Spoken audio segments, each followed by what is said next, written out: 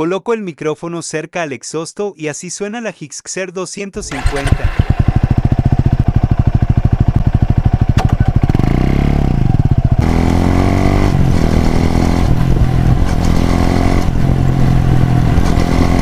Me encanta el sonido de esta moto XD.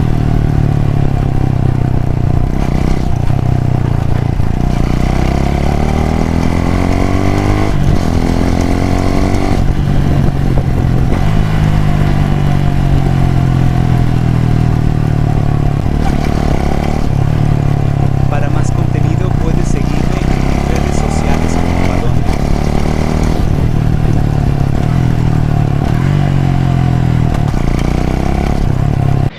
Bueno muchachos, hasta acá el vídeo. Voy a ver qué tal se escucha. No sé cómo se habrá escuchado con el micrófono ahí cerca del exhausto.